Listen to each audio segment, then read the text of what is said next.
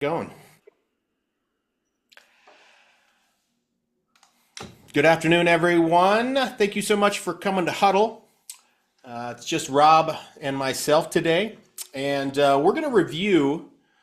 We're going to go over the main document. We're going to go over today is the buyer's due diligence checklist. We normally hit this once, maybe twice a year, and primarily because this is one of those documents that I think a lot of us are just getting signed because it's part of the paperwork process, but I think we should have a pretty good understanding of what we're signing and why we're having people sign it. We do have a few war stories to tell, and as always, feel free to ask any question or present any problem you're having in your real estate life. I mean, I'm willing to answer most problems in your general life, but we should probably wait till after the meeting's done for that, and then you could share with the group if you so choose. And also throw those questions in the chat as well. All right, before we begin, Rob, Yes, sir.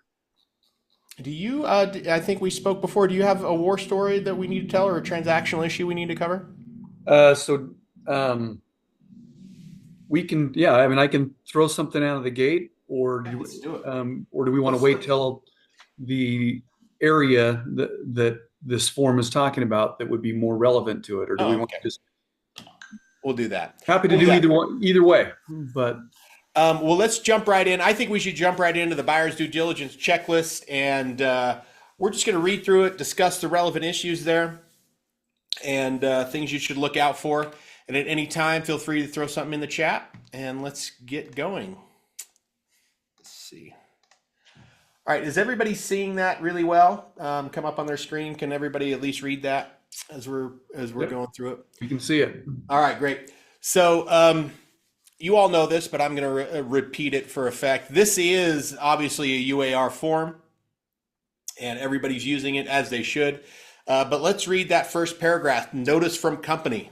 Buyers advise that the company and its agents are trained in the marketing of real estate.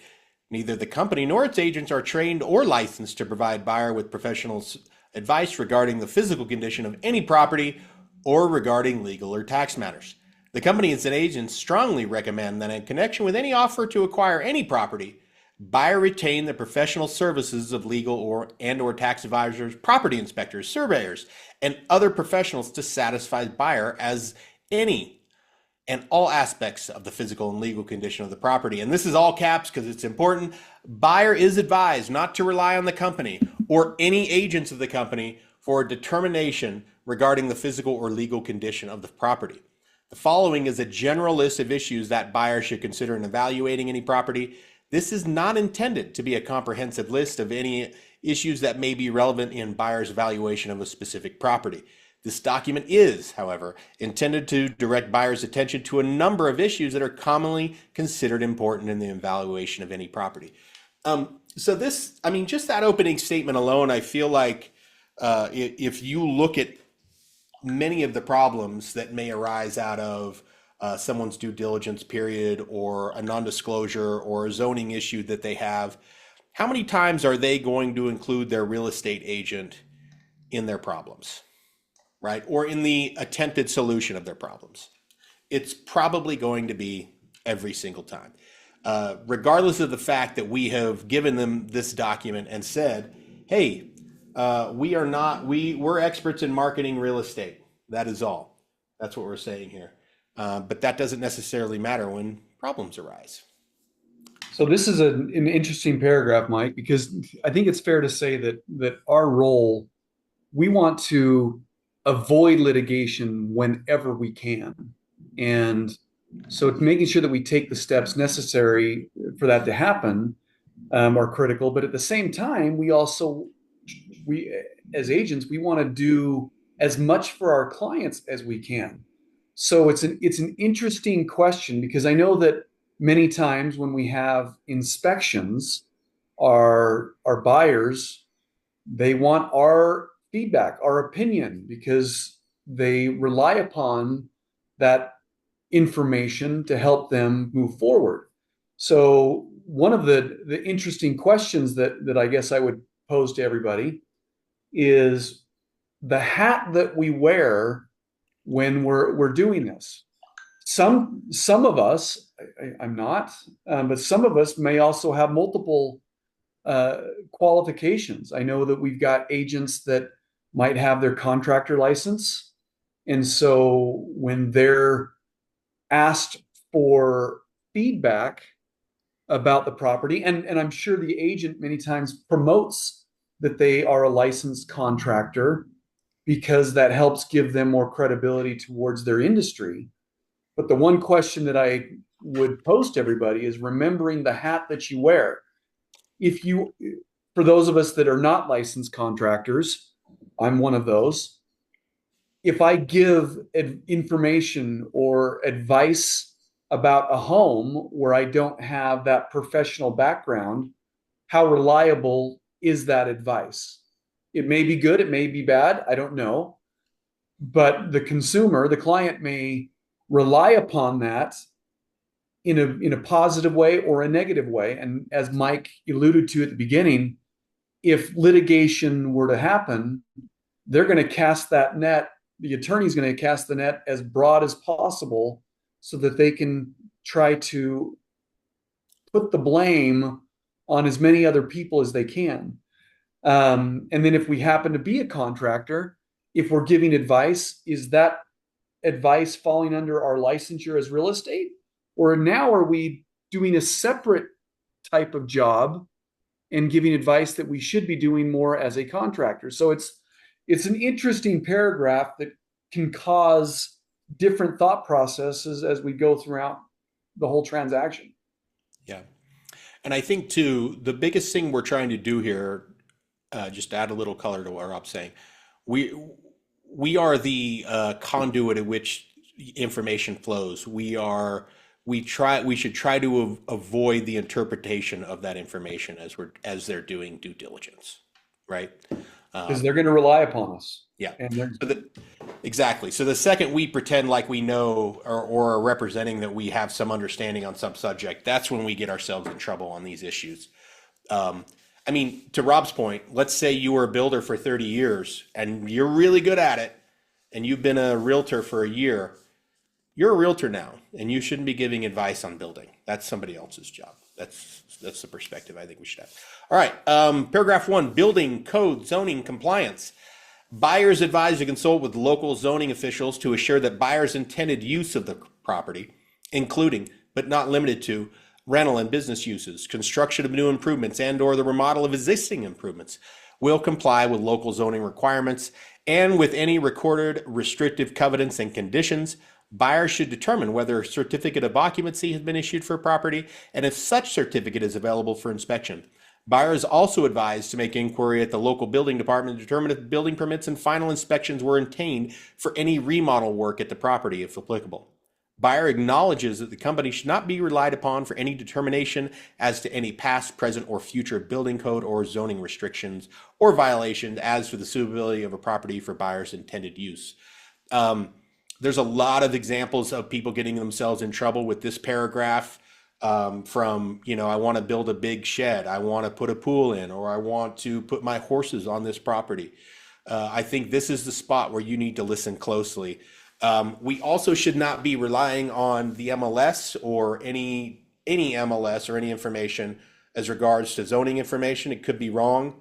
Whatever they're giving us, we need to double check. We need to provide the documents from the county or the local government to make sure that that's correct. And in a lot of cases, if someone's telling you I have a special use, one of the reasons why I'm moving is because of, horses is a big one. I want to have horses in my backyard.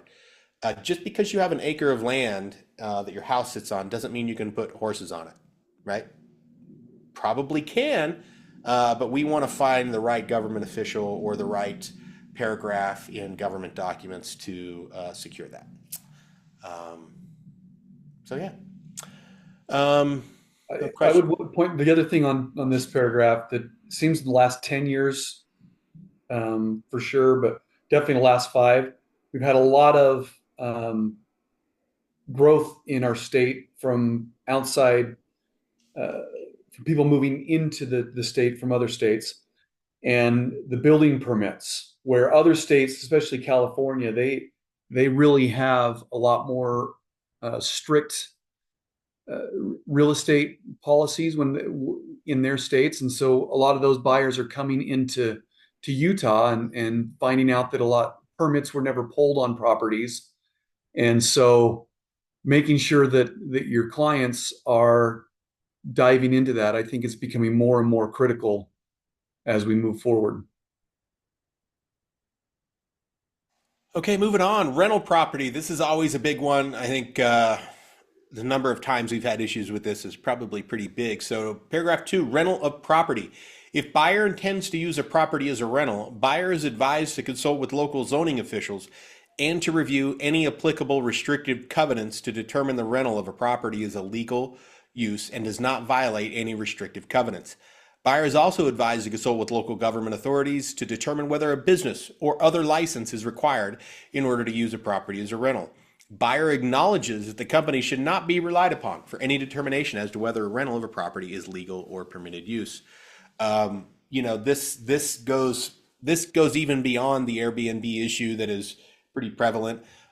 Even a single family home in any city, you should not have the assumption that you can just go rent that out. Even if they give you, if you walk into a city building and they go, yeah, here's our rental application that you need to fill out, we cannot make the assumption that that's just going to be automatically approved. You know, those things can be denied and have been denied well after closing, and their intended use of the property is no longer available because they can't rent it because of restrictive covenants or restrictive policy within the city. So never make the assumption, even if it's currently rented, that's not something that our buyers can assume. So, go ahead, whoever that was. Okay, I do so have one story for this, hit it. Mike. Hit it. It actually, in the last probably 2 or 3 weeks, I had, I'm one of the ombudsmen for the state, and I had to resolve a concern where Logan City actually asked an agent to change how they were marketing a property. They were marketing with a mother-in-law apartment, but it was in their mind, because it was a single family residence, this idea of advertising the terminology as a separate single family apartment. They were not okay with that type of language. And so the city was, they wanted the language to reflect that there is a mother-in-law or a second kitchen, but they didn't want it to be advertised as an apartment, which would imply it would be a secondary home on that residence versus a single family.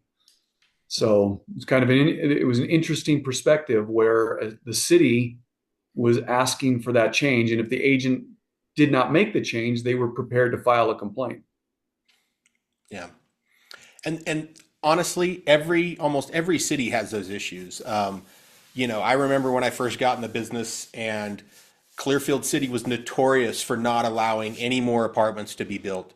And there were 3 or 4 really great opportunities in the city of Clearfield. Even the zoning was there, and the city council was against new apartments. And, no matter what you did there, you probably weren't going to get it passed. And so, you didn't want anybody buying something and getting into those situations where, you have an entire city government that's opposed to their interests. So, yeah, check that out. All right, no questions on that. Paragraph 3, hazardous waste and toxic substances. Buyers advised to consult with appropriate professionals regarding the possible existence of hazardous waste and toxic substances on a property, including, but not limited to, asbestos, radon gas, lead, and lead-based paint, and contamination of property from the use, storing, or manufacturing of any illegal substances, including, the only one method, methamphetamines. Buyers advise that a variety of federal laws can place strict liability on property owners for hazardous waste management and cleanup of hazardous substances. Buyers advised of buyers' obligation to make appropriate inquiries into past uses of a property to ascertain the possible existence of hazardous waste or toxic substances. Buyer acknowledges that companies should not be relied upon for any determination as to the existence of any hazardous waste or toxic substances. In the commercial world, this is a huge issue, and one of the first issues that come up. And I would say this is also a huge issue for vacant land, any land that you intend to develop for any purpose.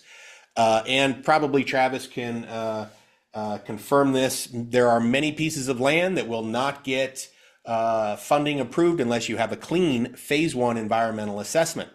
And they probably still do this, though I'm not in the circles anymore. But if you had a piece of land that you were advertising, one of the way to attract buyers to put in the comments section, clean phase one environmental available to attract potential buyers. So these issues can be huge. These issues, even with cash buyers, you can go pay cash for a property, and maybe 5 years in the future, you want to get a loan on that property for other purposes or to make improvements. The bank is going to say, we need a clean phase one environmental assessment. We will not lend on it without it. And let's put it this way. If you do not get a clean phase one and they require additional things to clean up that environmental problem, you're in for a world of hurt. It is a very miserable issue to resolve. Lena. I have a question going back to the in-laws apartment thing. So could you word that an in-law suite? Well, go ahead, Rob. I'm trying to remember, the city gave me a term that they were okay with. They said mother-in-law. Yeah, I'll find it, but they gave me some language that they were okay with. But anything that alluded to a separate dwelling apartment suite may not work. But let me find the language, and I'll get back to you on that.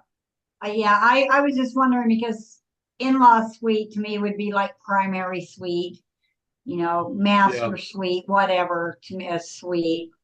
So, and I know I mean, working with Logan City, they're kind of 1 minute one way and next minute something different. So yeah, it was interesting. So it might depend on who you talk to there, but I'd love to know the language. It was they were okay with mother-in-law quarters. I've never. I'm glad we made that change. I'm aware. Yeah. Strange. Okay. Thank you. Yep, you bet. All right. Anybody have any questions on hazardous waste? This is, I think for our purposes, the commercial people are kind of already caught up on this. But if you are selling a piece of land, anywhere along the Wasatch Front and the Wasatch Back, and you have to have your buyer should be pursuing some type of history of that land and what it's been used for in the past. Because who knows what they were doing there in 1923? Like, it could just be the worst. And really easy stuff, like if a laundromat is laundromats are almost glowing with toxic substances at this point, as well as as well as dry cleaners. They're like, you're never going to get those clean. And for some of you who've been around or see like a gas station that's been vacant for decades, it's because the current owner doesn't have the money to remediate it or has no desire to remediate it, and those pieces of land are essentially worthless. So that's how big of an issue these things are. So Hey, Mike, since we're on that subject, just one additional add there. Be careful with your buyers who are purchasing acreage as well that was formerly used as some type of farming. We've had in the past some EPA inspections done on those properties, and where they have spilt diesel fuel, or they've had standing fuel tanks on property, or buried fuel tanks. Just be careful on those ones as we get into some of our rural residential as well. Yeah, that's really good advice. The environmental stuff does go. It can be as simple as hey, you're not storing your oil correctly and it's draining down the wrong drain, or you don't have oil separators in your drains. Like there's all sorts of issues that can arise from that. And if you're not aware of it, at a bare minimum, let's make sure we have something in writing from us, including this, to say, hey, you need to put extra eyes on this issue so you're comfortable with it. So be aware of that. All right, paragraph 4, radon gas. Everybody's favorite gas, radon gas. The EPA and the Surgeon General have linked exposure to elevated radon levels to an increased risk of developing lung cancer. The buyer is advised to consult with appropriate professionals to determine if elevated levels of radon gas exist in a property. Additional information regarding radon is available from the state of Utah at radon.utah.gov and the EPA at epa.gov/radon/. Yeah, I think we're all pretty familiar with this issue. I think we should be recommending to all our clients to do radon test at this point because, yeah, there are some spots in Utah that are pretty high for radon gas. And you do not want mother-in-laws or tenants or children to be in basements with high radon gas. I think it's a real problem. All right, paragraph 5, surveying and staking. Buyer is advised that without an accurate survey of a property, buyer cannot be certain as to the boundaries of a property or that any improvements on a property are not encroaching upon adjoining parcels of property, or that improvements located at adjoining parcels of property do not encroach onto a property. Walls and fences may not correspond with legal boundary lines for a property. Buyer acknowledges that the company should not be relied upon for any determination as to the boundaries of the property or of any encroachments within or over the actual boundaries of a property. Man, I think there's a million war stories regarding surveying, not surveying, and making assumptions about property lines and boundaries. Yeah, we need to steer well clear of saying, yeah, this is your boundary line. We have no idea what the boundary lines are. And just because there is a fence standing tall there, all of us who have been in this business long enough know that that doesn't necessarily mean that that's the boundary. So especially if you're selling a large piece of land, I mean, man, that should just be one of the expenses your buyer should incur is a survey at a minimum.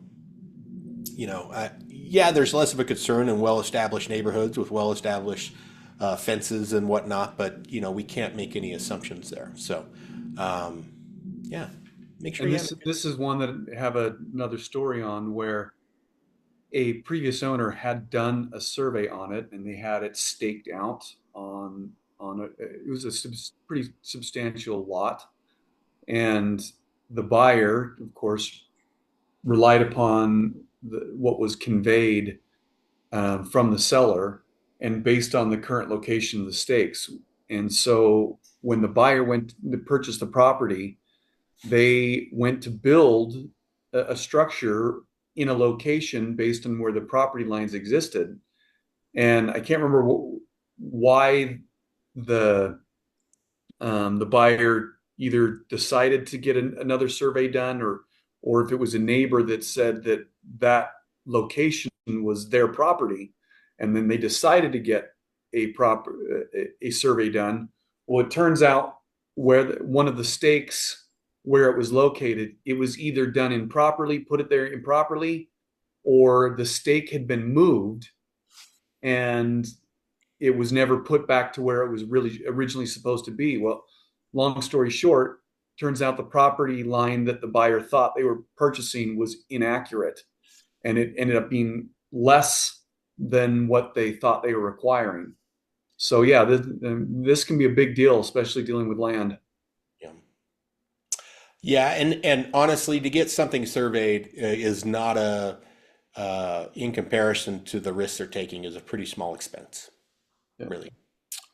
How much is a survey nowadays? Anybody done one recently? Have a number in their back pocket they could throw out there?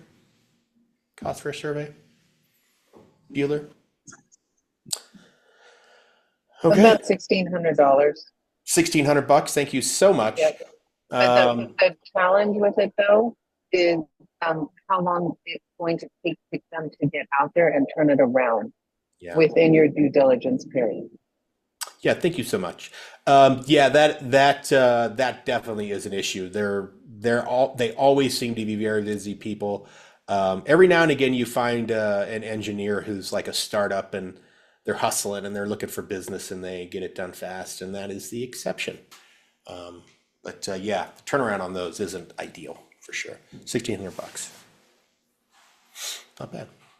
All right, home warranty plans. Buyer acknowledges that buyer has been advised by the company of the availability of home warranty plans, which provide limited warranties for certain home appliances and certain components of a property after closing. I don't know that we need to wax on about this at all, but I mean, I don't know why anybody would refuse a home warranty plan, especially as a seller, regardless of how competitive the market is.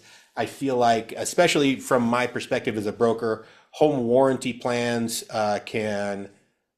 they really do take the edge off a lot of even serious issues that rise after closing. Those home warranty plans. I mean, if my response is always, well, what did your home warranty do in regards to this issue? That's the first thing out of my mouth, and a really solid portion of the time it solves those problems. So my opinion is we should be telling all our sellers to offer that to mitigate some risks there. I can Hey, share Mike. something on that. Oh, Yeah, hit it, Kimberly. Sorry. I had a buyer client who was adamantly refusing to have the home warranty. And I told him, look, as your agent, I negotiate this in automatically because it protects you. And I talked him into go ahead and going with it. And they charged up so much on that home warranty. I was just like, seriously, yeah, you ought to thank your agent for that. Kind of funny. They were adamantly opposed, and then they used the most I've ever seen. Kind of cool. Yeah, interesting. seems too easy. One more thought about this, Mike. I'd say the most concerns or challenges that come up dealing with this area is when something does go wrong. Let's say that the home inspector either missed something or well, primarily that they missed something, that something breaks, and our clients come back and say, well, we relied upon your home inspector agent there versus owning the responsibility themselves. And so one thing I would just be mindful about this, I agree with what Mike said, is everyone should get a home inspection. It just is a smart thing to do. Their job is to find things that are wrong with the property. At the same time, it's a challenge because our clients are asking for our recommendations. And so if we give a recommendation and it doesn't go as well as the client would hope, they end up blaming us. So I just think it's probably a wise thing to do and saying, hey, provide 3 or 4 names. Just say, hey, look, I've used this particular company more than anyone, but I've heard great things about these other 2 companies. But feel free to please do your own due diligence to find which one is one that you would recommend. That way, if something does go wrong, because eventually it will, they can't come back to you, even though every paragraph here says do not rely upon the company for advice. It's just one more step that separates them blaming you for when something goes wrong. Yeah, very true. Yeah, if you're the attorney's always going to find some in, and sometimes the in is, well, you recommended him. It's something to talk about, and sometimes it's meaningful. But yeah, and as long as you table your recommendations correctly, yeah, I've used them in the past; they've been reliable. But you need to vet these people on your own as well. Make sure you're comfortable with them. And by the way, Trish Nichols also confirmed that amount for survey is about $1,500. So there you go, $1,600 for a survey. Seems like it's well worth the money. All right, flood zone and insurance. If a property is located in a flood zone, as set forth on the HUD special flood zone area map, the mortgage lender may require that buyer obtain and pay for flood insurance on a property and its improvements. My own personal experience with this, I bought an investment property that I definitely should not have about 15 years ago. And it was in Well, middle of Utah somewhere in one of those towns, and I forget which town. I think it was Richfield. Uh, and uh, and they were like, "Hey, by the way, this was like a week before closing. This is in a flood zone, and you now owe $600 a month in insurance too." And I'm like, "This is definitely not in a flood zone. Like this is a desert." And as it turns out, I was correct. I couldn't believe that I was correct. But the city had been dealing with this a long time, and they already had a pre-printed letter with the signature of the mayor that this isn't a flood zone, and they haven't corrected the problem yet. So you can check these flood zone maps. Just Google special flood zone area HUD, and you can check those maps, see what's in a flood zone area. Send those links to your clients so they can see them as well. But that's a huge issue, and somehow it never gets discovered until right before a closing table when the lender says, "Hey, you need flood insurance." That's the worst. That's the worst. And I bet Travis is like, the second he sees flood zone, he's like, "This deal's gonna fail. It's gonna fail so hard." But flood zones are terrible. Where are all my Park City folks, right? Where are you all? Your hands should be raising. Are there a lot of flood zones in Park City? I don't know. You know what? Remarkably, yes. And some of, to your former point, in the weirdest spots imaginable. They could be on the top of a ridge somewhere or in the desert, and they're in a 100-year floodplain, which is just miserable to overcome. I had a friend who had to overcome an issue like that, and I think it was about $2,500 to get that negotiated and taken care of. And they were able to verify that the home was not in a flood zone, but while you're going through it, it's tough to get it done.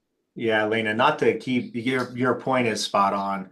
Even if you are able to document that it's not in a FEMA flood zone map and the flood plain, you still have to go through the steps to document that, and it can be expensive to overcome a FEMA map.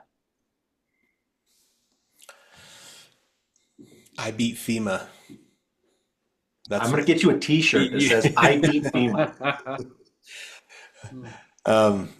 Yeah, so that's a tough one. And if you're a listing agent, that's something you want to understand as well, right? In certain areas, some areas you just don't have to worry about it, but apparently in Park City you got to worry about it.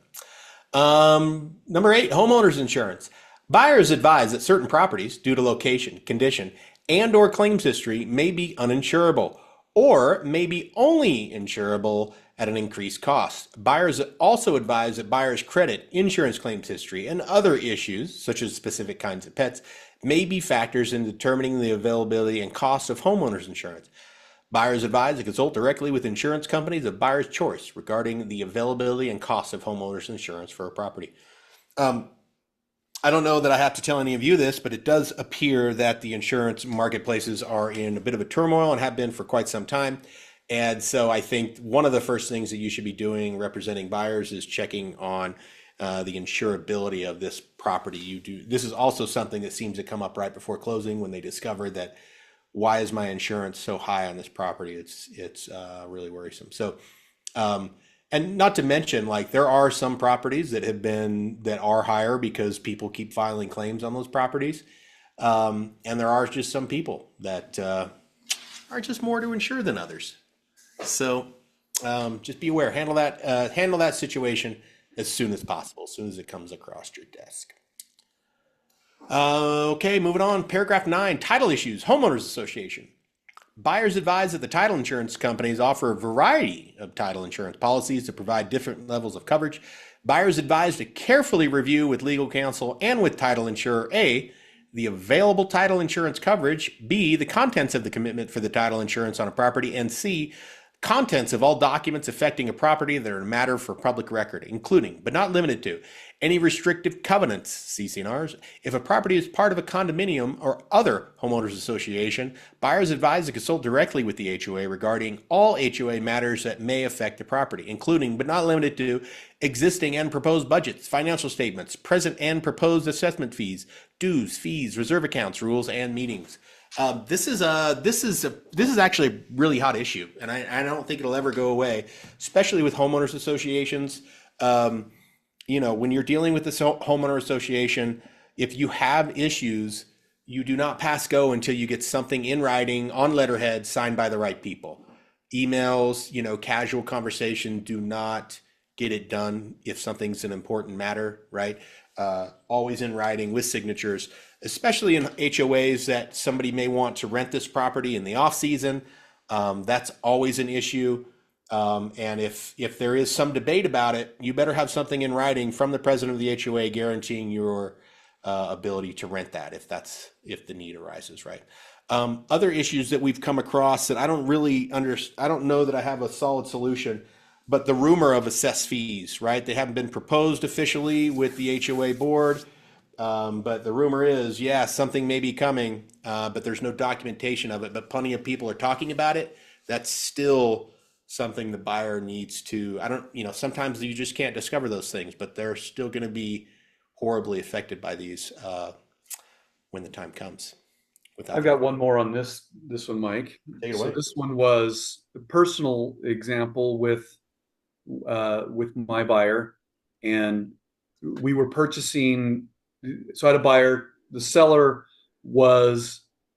used to be the president on the HOA board, and so when I asked the listing agent, "Hey, is there any transfer fee?" the listing agent asked their client, and they said, "No, there isn't a transfer fee." And we're like, "Okay, great."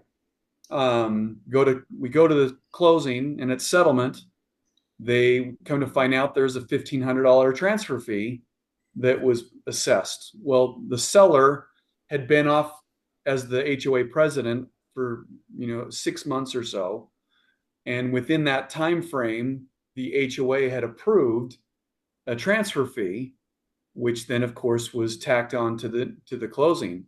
So that was a lesson that I learned I asked the question, but I just asked it and relied upon the information from the wrong party. I should have gone to the HOA directly and asked this question rather than rely upon someone who had every reason to be honest. They were blown away as well that it existed.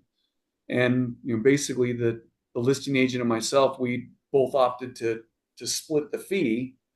But it was a good lesson for myself to just say, we make sure we always ask the question, but also ask the right party to avoid problems like this.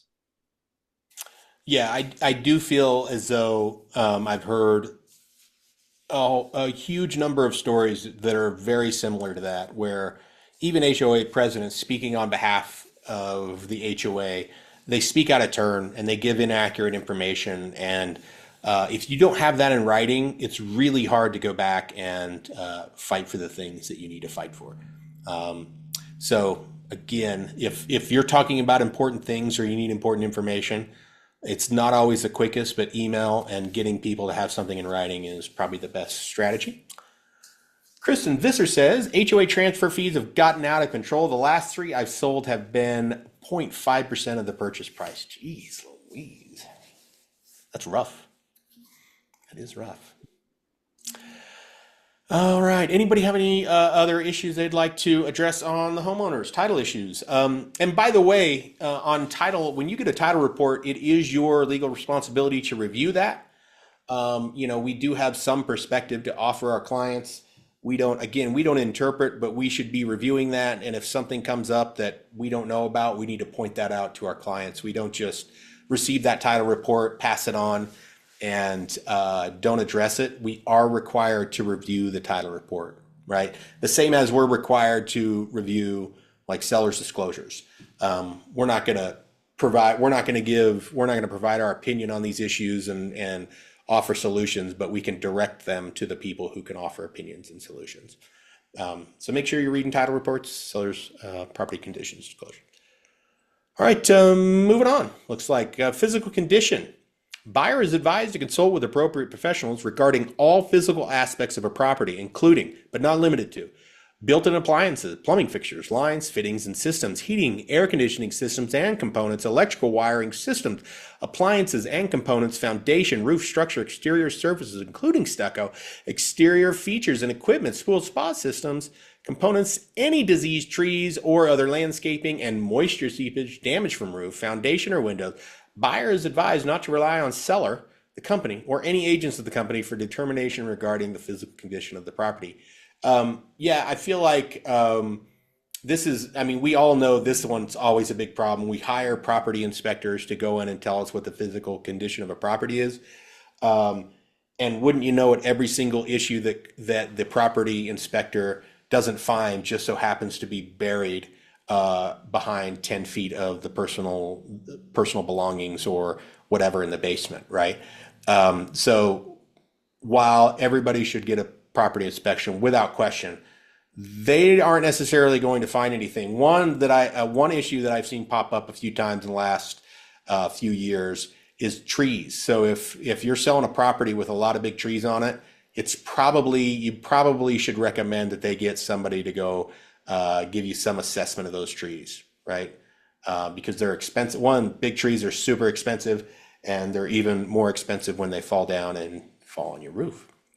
So yeah, make sure we're involved with that issue, as we always are. Square footage and acreage. If the square footage or acreage of a property is of material concern to buyer, buyer is advised to verify the square footage of acreage through an independent source or means deemed appropriate by buyer. In the event the company provides any numerical statements regarding these items, such statements are approximations only. Buyer is advised not to rely on seller, the company, or any agents of the company for a determination regarding the square footage or acreage of a property. Yeah, that's a big issue. I mean, I even have this issue personally with a rental that I have. The county is labeling my home is the incorrect style of my home, and also has the incorrect square footage. And I'm the original owner of the home for almost 20 years. And so, the square footage was based on plans that I had seen from a long time ago. But what am I supposed to say? Right? Like, I just know from my experience a long time ago that the county's wrong, but what do I say to that? I can't make any strong claims about square footage, right? I just have to say, hey, this is the best of my knowledge. You need to go figure that out on your own. And I need to be explicit with that. Amanda says, old trees, too, roots and sewer lines. Yeah. Those can all be huge issues. Trees can be a really big issue. And I have heard people hiring arborists to come out and inspect trees. Where you're going to find a good arborist these days, I don't know. I don't know where arborists hang out, but I'm sure you could find one to come inspect a tree and have your sewer scoped. And I have a really good one if anyone needs one. All right, see? There's one on every corner, a good arborist. Are people just arborists? I mean, or does tree trimming services also have arborists on staff? Oh, my guy does both. So he started as tree trimming, I think, and then he became an arborist, and now he's a total expert. He told me one of my trees was diseased, and cost to fix it is going to be too much. So I'm just going to let the thing hopefully survive or not. But he does both. By the way, Ron wants your arborist in the chat. If you search up tree trimming on like Instagram or something and get that in your feed, you're going to see some wild videos of people trimming trees it's kind of scary but entertaining at the same time. Turns out you don't need a license or anything, I don't think, because some of these guys. All right, moving on. Utility services, paragraph 12. Buyers advised to consult with appropriate professionals regarding the location of utility services and the availability and cost of all utility services per property, including, but not limited to, sewer, natural gas, electricity, telephone, and cable TV. Buyers advised that a property may not be connected to public water and/or public sewer, and applicable fees may not have been paid. Septic tanks may need to be pumped. Leach fields may need to be inspected. Yeah, those are all, that's a pretty broad set of issues there, depending on where you're at. I mean, if you're having septic tanks or leach fields, man, you definitely need a pro in there to give their opinion on those things. None of those should be taken for granted. As far as, if you're buying a piece of land and they're telling you that, utilities are, they're 50 feet away or they're in the street, or, you can tell if they're in the street, and you can tell if your property's touching the street, and you can see manhole covers, and you can make some assessment like that. But if you don't have those things, you can always direct them to the local officials. You can direct them to, Rocky Mountain Power or the gas company. It takes some digging to find the right person. It takes some work, but those people will provide you with maps of their utilities, and it'll show exactly where there are engineered and scaled maps, so you can see where those utilities are. It takes a lot of work, but that is, a service you can provide for your clients. You can go bird dog those things and dig them up if you need to. And this goes along with Amanda's comment, sewer lines, scope, make sure you run cameras up sewer lines for utility services, because that's part of it. And also, by the way, has anybody, this is a good question, is anybody including, I think it's the gas company who's offering the insurance, right, to insure our lines from the house to the main line? Is that, I don't know if I'm referencing that correctly, but I'm pretty sure that it's Dominion offering like $5 a month insurance for that. So if you have problems, they use that insurance. And I feel like, Kristen Visser, didn't you say that you knew somebody who used that insurance and it worked out really well? Kristen says, yes, it's a partnership through Dominion. You can sign up on their website. There we go. I think that's actually a really good resource to provide our clients. Send in the link so they can sign up and pay that insurance policy. Seems like it's a really good idea. And Kimberly's going to grab that name for you, Ron, for the arborist. Ron says it's not really the utility company. So they're just the mediator of that insurance policy through some insurance provider. Is that right, Ron? Okay. Yeah. I think that's what it is. Okay. Yeah, but that seems like, especially, for older properties, if you see a bunch of huge trees around and your property's not a youngin', you might want to buy that insurance for $5 a month. Seems like a deal. All right. Moving on to water. What time is it? Ooh, 1:50. We got a cruise. Water.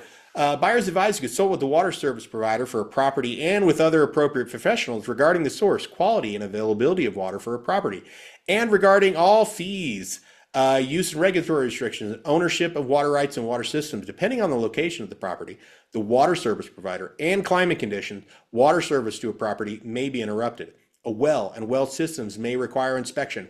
Buyer further advised that, depending on the location of the property, state and local laws may impose specific requirements regarding the source, the capacity, and the quality of water that a property and or obtain a building permit from the improvements to a property. Buyers advised to consult directly with applicable state and local authorities and with legal counsel regarding the content and potential effect of such water-related laws. Yeah, on this one, let's only provide names and direct them to the right people. Water is a huge issue, especially for development and especially for vacant land. If you have wells on your property, you just need to pay for someone to inspect them. Even if you're not there, they don't plan on actively using them, they should have them inspected and know what they have there. They could have a serious problem that they're buying. So pay people to inspect wells. And if somebody's offering water rights, make sure we find the right names and numbers and confirm that our buyers are having conversations with them. Paragraph 14, geologic conditions. Buyers advised to consult with appropriate professionals regarding possible geologic conditions at or near a property. Such geologic conditions may include, but are not limited to, soil and terrain stability, the existence of wetlands, drainage problems, and any building and or zoning requirements relating to such geological conditions. The one that sticks out for me is wetlands. If you see cattails on the piece of property you're selling, you need to just assume that there are some wetlands there. And if you do have wetlands, know that you could potentially have a deal killing problem on your hands. But there's a whole host of issues there on soil and terrain. I mean, I think as far as development goes, all that testing for those things are pretty standard, and your buyers should be able to do that. But I think soil testing and that type of thing is pretty easily accessible if you need to find that. Hey, Mike, I also had one where a lot was I had a buyer who bought a lot, and it was a buildable section just up on Suncrest here in Salt Lake. And fortunately, they did a survey of the soil itself, and they found that debris from a previous contractor had buried all this debris under the land. And prior to building upon it, it saved tens of thousands of dollars of excavation because they did that survey. But yeah, that was a big problem that came up from it. Yeah. I mean, those things, there's a lot of cities do have some information on this too. I know that Layton City has really good mapping of potential slide areas. And so, you can easily direct, like in Layton anyway, direct them to their websites where they're showing potential slide areas and where they won't let people build, or if you're, downstream, so to speak, from those slide areas. So there's a lot of information out there already, but you just need the right person to test. All right, paragraph 15, buyers advised to consult with appropriate professionals to determine the possible existence of mold in a property. Water leaks and water damage to a property may result in mold that may have adverse health effects. Visit the EPA.gov. Yeah, I think this goes along with our property inspections. The property inspector should find mold. And again, if there's a lot of personal property blocking downstairs rooms and such, that's part of our responsibility to ask, if we're representing buyers, ask people to clear those things out so they can be properly inspected. Okay. Housing compliance. By the way, that arborist phone number is in the chat if anybody needs it.